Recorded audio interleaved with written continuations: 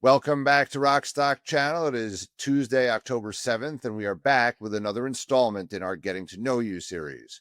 Today, we have AJ Saverimutto, Managing Director of Wildcat Resources.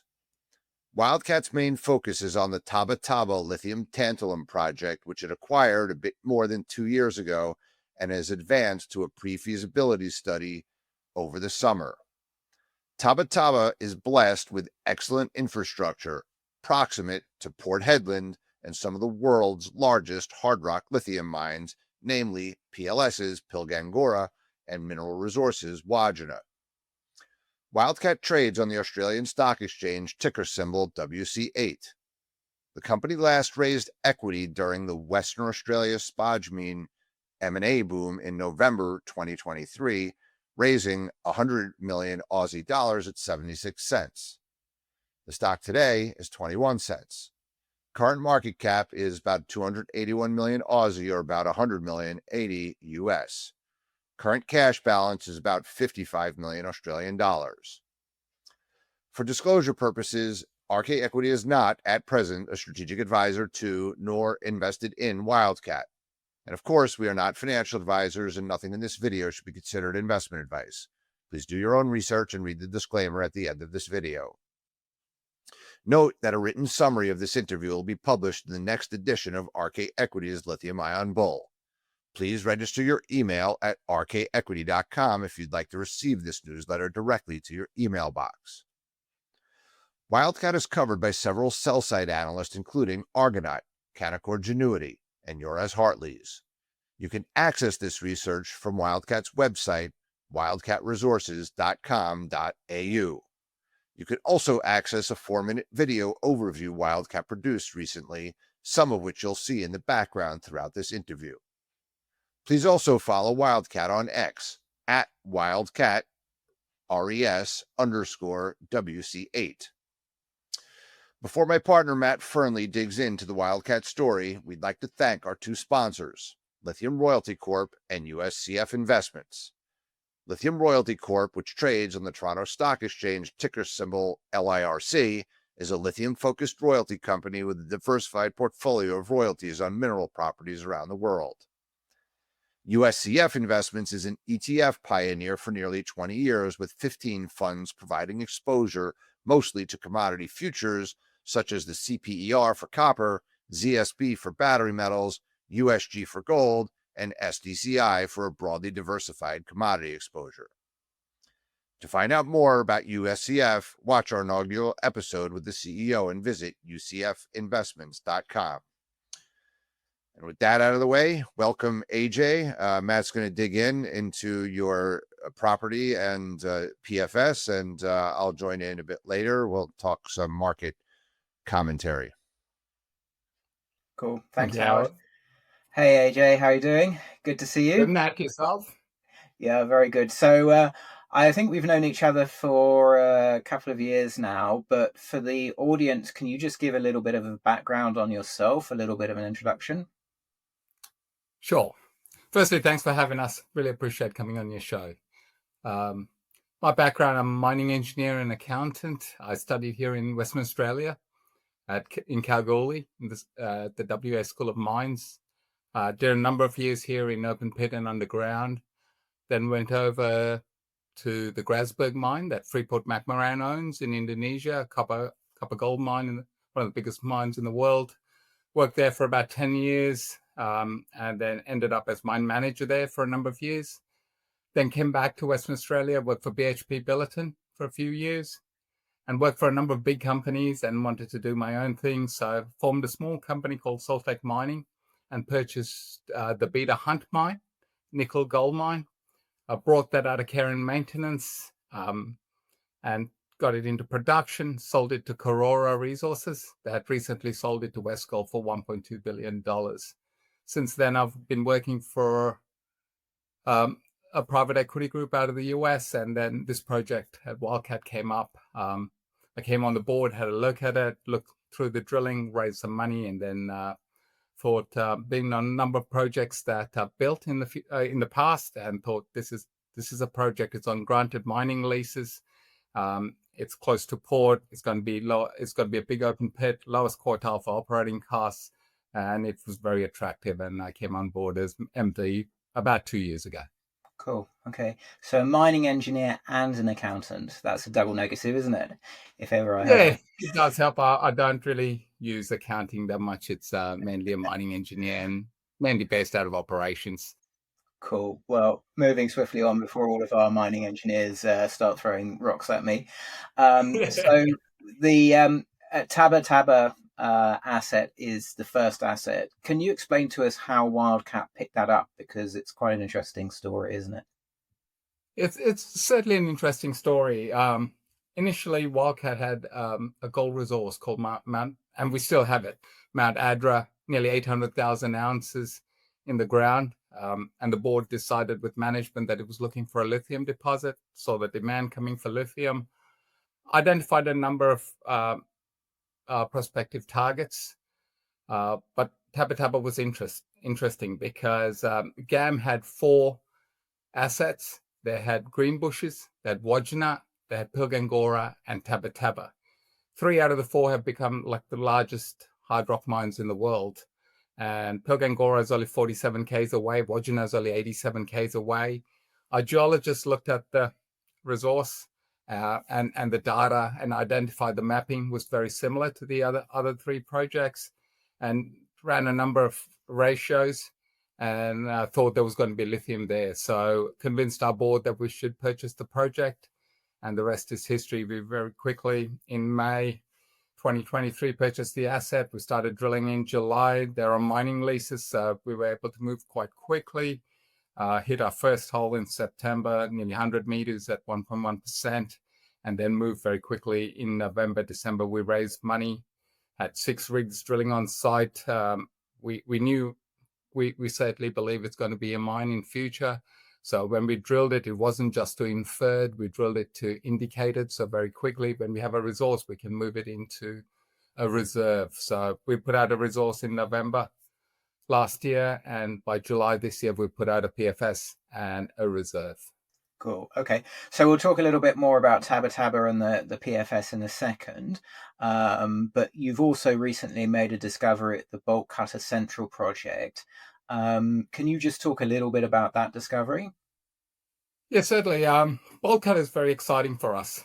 We have over 1,500 square kilometers of tenure in the Pilbara that we think is prospective for lithium. We've gone ahead and stitched up a number of areas that we think are prospective for lithium. Bolt Cutter is only 10 kilometers away. But in the background, while we were drilling Tabba Tabba, we worked out all the other remaining projects, and we're still working them up. We've gone through mapping, we've done soils, we've done aerial geophysics, and identified Bolt Cutter. The soil anomaly was nearly 1.5 to 2 kilometers long, and there was nearly 5 trends. So it's about 2 or 3 times the size of Tabba Tabba. And one of the rock chips came in at 4%. So we had to drill it. We had drilled a few other deposits or other targets that we thought was prospective. We normally go in and drill some initial RC program if all our geophysics, all our mapping, all our soil line up.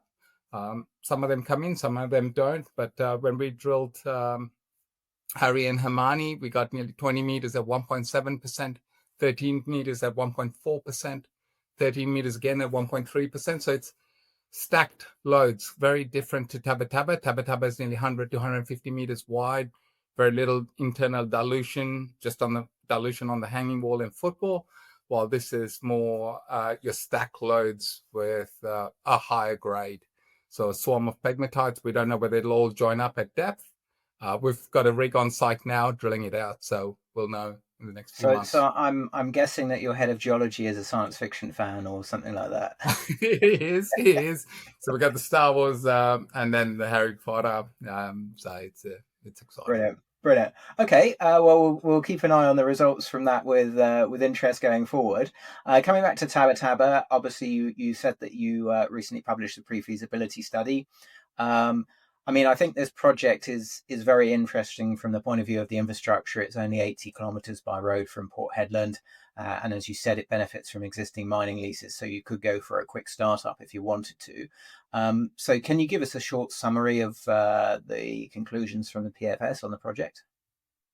Yeah, for sure. So when we came out with a PFS, it was a base case scenario. Even the resource is only drilled to 450 meters. So we didn't want to spend shareholder money drilling just at depth, just to have a resource in. So we've drilled to 450 meters. The PFS is a base case scenario. So it does not include Chewy, Han, and Hut because we're waiting on further metallurgical test work. Chewy, Han, and Hut actually sit inside the pit for layer. It's a base case scenario. We assumed a contingency of 15% on capital and 10% on operating. We took a plant, lab to plant. We took a 5% reduction on recoveries. We assumed the strip was all done in the first 5 years. Strip was done all in the first 12 months. So we put $144 million of pre-strip up front. And we've got new geotech drilling that should further enhance the stripping ratio. So we think we're in the lowest quartile for production costs. Why is that? We're close to port. It's only 35 Aussie dollars to transport the concentrate to port. It's not 300 or 500 kilometers away from port. It's close to port. Port Hedland's one of the largest bulk ports in the world. There's a lot of infrastructure in Port Hedland. It's going to be a large open pit. The tons per vertical meter for Tabba Tabba is very high. Coming from Grasberg, I know the scale matters. So if you have scale, you have low operating costs. There are excellent geotech conditions, and it floats really well. The product floats really well. So we've got a geomet model that we look at the grade versus metallurgy. So And looking at what's the PFS Capex? results. What's the Capex all in, including the pre-strip? So the Capex, including pre-strip, is about $680 million. But Australian. That includes Australian, but that includes stripping Chewy as waste and also upfront capital for stripping everything entirely. So we think there are certainly benefits there to further enhance that capital and get it lower. Okay. And then the Opex on an FOB basis? So the Opex, the C1 cost is about 541 Aussie dollars. US dollars. Yeah. And all-in sustaining cost of about 650. Okay. And is that the PFS results 5.5? 5.5. Okay. Cool. So using consensus pricing, the free cash flow is about over $3 billion Aussie dollars for free cash flow, NPV of about 1.2 billion. A 17-year mine life to start off with. We'll start off with 2.2 million tons to start off. And then that's stage 1. And then stage 2 is 4.5 million tons. So it starts off with about 300,000 tons of 5.5% concentrate. That expands to 600,000 tons of spodumene concentrate. Okay. And obviously you mentioned that Chewy, Han, and Hut, I can't get over those names, weren't in the mine plan. And you talked about sort of Chewy effectively being waste in the current mine plan. So if you included those, how much resource would that add? And does that extend upfront production capacity, or does it simply extend the life of the project? Yeah, so it's about 11 million tons of resource that it adds. If all of it came in, it sits inside the pit shell for layer. So we got to take it out anyway. So that comes in. Also, what I didn't mention is the tantalum resource. That will be included as well. We've got the tantalum grades about 4 times any other mine around the world. So that we're doing further work on the metallurgy for the tantalum. That'll come in as well. That helps cash flow. Chewy is from surface. So, that's upfront cash flow that'll come in to the mine plan and further help the stripping ratios and cash flows. Okay, and I understand in the current mine plan, you're starting open pit, and then there's a potential to go underground as well. How much is open pit and how much is underground? Yeah, above 450 meters is the resource. So 79% is going to be an open pit and 21% is going to be an underground. But the early mine life is all open pit. The reason we've gone underground is Luke is a blind discovery. So we've got a box cut and then we'll access it. But post the 17 years, it'll below 450 meters will be an underground. So once we set up the underground with the new geotech drilling, we think we'll have larger stopes there. And the future of the mine post 17 years will be an underground. So a large amount of open pit in the first 17 years, and then slowly we'll move it into an underground post that. Okay, cool. And you said it floats well in the met test work you've done. I understand, is it whole of mine float? Yeah, we've done a lot of met test work. We've done the DFS is nearly over 3 ton of sample using site water. It's a whole of mine float, so it's a whole of flotation, a 2.2 million ton circuit that goes up to 4.5 million tons. We're putting in the crushing capacity of 4.5 million tons up front. So for the first 6 to 7 years, it's only going to be crushing day shift because it's got spare capacity. And the float cells, we'll put stage 1 float cells for 2.2 million tons, and then a sister of 2.2 million tons will come in year 7 for the further capex of 97 out of free cash flow to get the 600,000 tons of concentrate per year in year 7. So it floats really well. Sorry, what sort of grind size are we talking about on that? The grind size, it's a coarse grind of 180 microns, but we got the capacity to go to 150 microns if we need to. Okay, that's cool. So our test work has got 150 microns, 180 microns, 212. We've done a range of test work to work out what's best. The plant's designed for 180 micron. Okay, and recovery to 5.5%? So the recoveries go between 70 to 80%, depending on the grade. But on average, it goes between 75 to 77%. We've taken a 5% haircut to show the plant, the lab versus plant. Okay. So just to be conservative. And these are quite massive ore bodies, aren't they? So there's not so much contact zone in there. So how much variability of sort of recovery is there? Yeah, we've done a lot of variability test work as well, as we announced, and now we're doing site-based variability test work. We've done a full program that we're now running through with site water. We aren't seeing too much variability because it's one big ore body. It's nearly 100 to 150 meters wide with very little dilution on the hanging wall and footwall. And that bodes well for a low iron content through the product. So we get a very clean concentrate. Cool. Okay. Recently, we've seen quite a lot of government activity in the sector, particularly around funding, particularly in the US recently, very recently. Are you in discussions with the Australian or the US governments on funding mechanisms? Yeah, so we've done the PFS to a high degree of accuracy so that we can very quickly go to a DFS, right? So we've done the PFS to some of the areas in the PFS are done to a DFS standard. We think the funding options include debt, offtake, strategic investment, direct investment, prepay, and government funds. We've already contacted a number of these areas and government as well to see what our funding options will be so that when we had the DFS completed, very quickly we can fund it. So our whole thing is to de-risk the project. So we want to understand where our funding options will be with changing markets. We want to have all 5 of these options investigated. Okay, cool. And obviously, quite a few catalysts to come through in the next 12 to 18 months, moving to feasibility study, further drilling. What are the main ones that investors should focus on? Yeah, so in the next 12 to 18 months, we're still in exploration phase. So we've got a rig drilling at Bolt Cutter. We've got 5 trends there to check out. So we've got RC drilling on site at the moment. So we'll have news flow from there.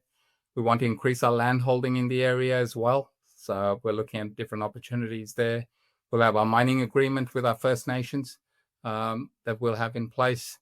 We'll have the Chewy and the tantalum test work coming back. So we can have those results out to market. We have further rock chips from other prospects that we're working up to drill ready status. And if those rock chips come out good and we want to drill them in the next 12 to 18 months, we will try test those targets as well. Possible resource reserve upgrade, resource especially with bolt cutter, as well as reserve with the DFS coming along. Our DFS results, they'll come out in the next 12 to 18 months, our funding options, and hopefully a financial decision to mine at some point. Cool. Okay. So I'm a global investor sitting here in lovely cold London. What differentiates Wildcat from any other lithium development projects in the world? Why should I buy Wildcat? Yeah, certainly we got some really key value drivers compared to any other project in the world. We're in the right location. We got the right asset. We have the right team. We're in the Pilbara, the biggest port in the world. We've got a camp. We've got a whole road in place. We're on mining leases. We've got a commanding land position. We're successful regional exploration programs that we're running. We found Tabba Tabba. We found bolt cutter. We've certainly got the right asset with Tabba Tabba. It's impressive in size, scale, and quality. We're getting excellent recoveries. We're in the lowest quartile for production costs. We're funded with 55 million Aussie dollars in the bank, and we're good users of our funds. And we've got the right team. We certainly have geologists that can sniff out lithium. And now we've got project builders who've built other projects coming on board, as well as guys with financial acumen that can build projects. So we certainly have the right location, right asset, the right team. And I certainly believe Tabba Tabba is one of the best undeveloped lithium projects in the world that will be part of the next lithium cycle. And hopefully it's the right time as well, with fingers crossed that the lithium prices are going to start picking up as well.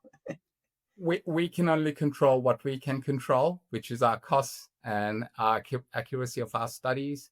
If we're in the lowest quartile for production costs, we should be fine in any lithium market, I would say. Excellent. Perfect. Over to you, Howard.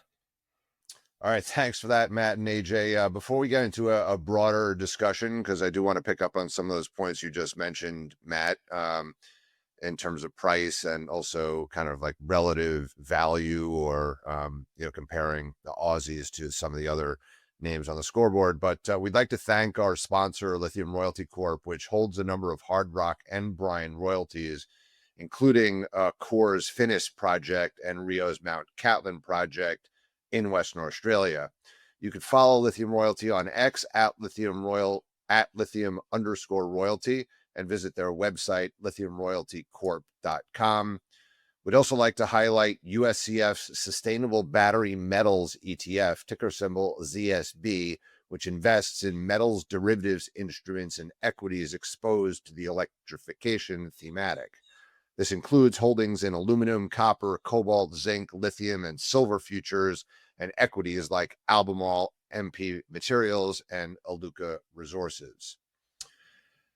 And with that out of the way, I just published today, AJ, the latest lithium bull. And as always with that lithium bull, we're going to call up here the RK Equity scoreboard. And on the scoreboard, which we have now broken down into producers and emerging projects, and then within emerging projects, we have hard rock, sedimentary, DLE brine, and salar brine. Wildcat shows up here as the second largest market cap in the hard rock emerging project section, meaningfully below Patriot Battery Metals, or now called PMET Resources, and right in the same zip code market cap wise as Core Lithium, which is I guess a mothballed future brownfield development. In WA, the WA has been one of the most prolific areas of lithium success for investors over the last kind of 10, 15 years. You mentioned you're super close. It's amazing. When I first met you 2 years ago, I was shocked. And we talked about that with Jeff Elliott when we interviewed him at Fast Markets, that like, how is it possible in that location when Altura and Pilbara and Wajina were all being developed, that you could suddenly discover something, right there. You talked about that a little bit, with Matt, but I guess just broadly the WA scene, there have been some talk that like they're now higher cost than some of the other locations. The market caps of that I just mentioned are meaningfully lower, than some unconventional projects in the DLE space or the sediment space. So I guess what are you hearing, in Australia? We just had you diggers and dealers actually a little while ago. I know gold is hot, uranium is hot. But as Matt said, and as I referenced in the Lithium Bowl, mineral resources in Pilbara, were up 90% in the last 3 months, as was Ganfeng. And that to me, is potentially a leading indicator to where price may be. Wildcat is up 30%, which is not bad. And that's often typical. The mid tiers and the smaller ones, will follow the leaders. But any color you can give us from Perth on what you're hearing and some of the dialogues you're having, to finance the project, it would be useful to discuss. Yeah, from our end, our whole thing has been to de-risk the project, to make sure the project is de-risked so that we can very quickly take it into production. We're having a lot of feedback from downstream wanting to fund the project. So we think the lithium market's red hot with the number of inbounds we get on, where the project's going, looking for offtake, looking for JVing into the project. So that's very encouraging. We see the demand consistently go up. We think we can put a product out to market at low cost because of the scale of the project. We're very much focused on our area. It's a very simple plant that we're looking at. It's a crush-grown float plant. It's nothing complicated. They use it in a number of different commodities. It's going to be mainly an open pit mine, and it's close to port. It's a very simple operation to get up and running. So we're focused on that. We're focused on our costs. We're focused on our models and delivering in a time frame. One of the key risks to us is, you can look at different people's predictions, but one of the key risks to us is missing that next lithium cycle when it comes in and not being ready. So we're doing everything in our power to get it ready and get it de-risked, as well as exploring for other opportunities in our portfolio. And AJ, in these discussions with off-takers, do you get the impression that they are prepared to make prepayments to secure that offtake? Yes, certainly. At the moment, we're unencumbered. We haven't given any offtake away. We want to keep that as part of our entire funding solution, that whether it's debt, whether it's offtake, whether it's government funds, or it's a mix of all those, or strategic, that's what we kept our offtake without giving it away. We think it's an important piece of the puzzle. We still have $55 million in the bank. We don't have to give our offtake away. But we are certainly seeing a number of parties coming and talking to us about offtake, as well as coming up the chain and being part of that build Capex. So we'll further those discussions. It's encouraging to see that sort of dialogue at a PFS stage, but certainly once we get a DFS done, then it becomes rock solid and we start talking numbers. And in terms of, obviously you have a lot of meetings with financial investors. Are you seeing just recently more interest in the space, or is it sort of fairly wishy-washy at the moment? Well, certainly we're seeing more interest in the space. We've just finished a roadshow a few months ago over East, and we had a number of really good meetings. I think we had 26 meetings with some really good institutional investors. We're seeing more interest in compared to 6 months ago or 9 months ago, which is good to see. We're comfortable. We want to bring this project certainly this decade into production, and we see the market certainly being there to get it in at that time. Even at the current prices, I think it makes a compelling investment. Great.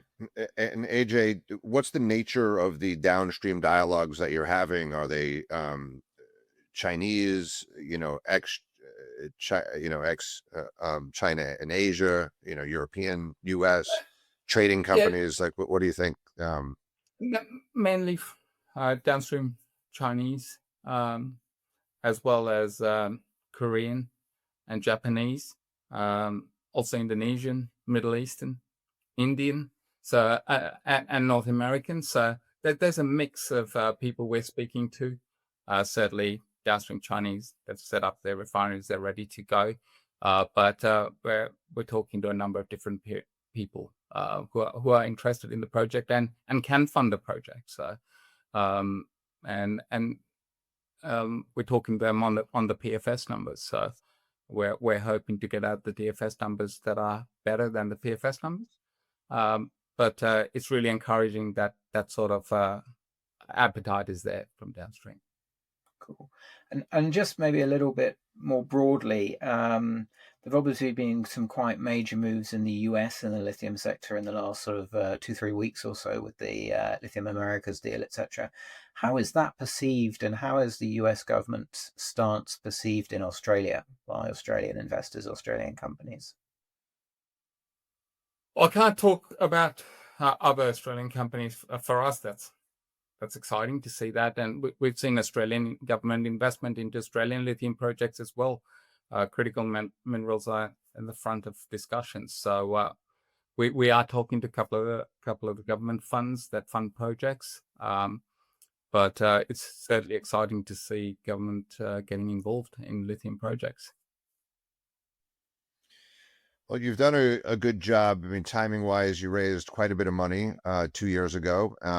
You still have 55 million Aussie, as you just discussed. I think weathering the downturns, preserving your balance sheet is critically important in these downturns, and you've not had to dilute shareholders in any way. And it looks like you've advanced the project with a robust, PFS with, some upside beyond that. So looks interesting. Is there anything you don't want to talk about other companies? Just, again, there was a lot of activity 2 years ago, Hancock, Minres, M&A.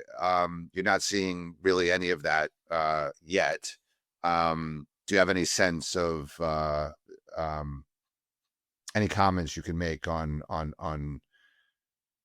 that period of time versus now, and the trajectory we might see in the coming months? Yeah, Howard, as you know, there's only so much I can comment on, but certainly I think there's a lot more interest in projects that are close to production, I would say, and with low operating costs. So yeah, I think there's a lot more interest back in the market for lithium projects that are pretty low risk and very easy to get into operations. And I guess what's the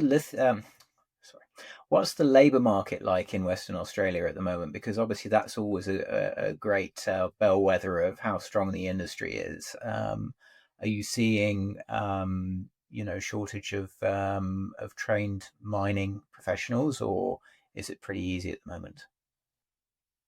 Yeah, I think for the right project, I think we can get. Our key thing is to build a plant. We've already gone out to 5 or 6 different companies to get quotes on how much it would cost to build a plant. We certainly look at people who can build the plant and who have lithium experience and have built similar plants. But every time, we have used proper mining contractor quotes for the PFS study, as well as plant quotes. So we're tightening them up for the DFS, but I certainly think there's a lot of interest in people who want to build proper lithium plants. So I think for the right project, you can get the contractors that are required, and it's close, right? Port Hedland's two odd hours away on a plane, and the site is only 40 minutes from Port Hedland, so it's a good site to be at. Sounds great. AJ, I don't have any more questions. Matt, I think we're all set.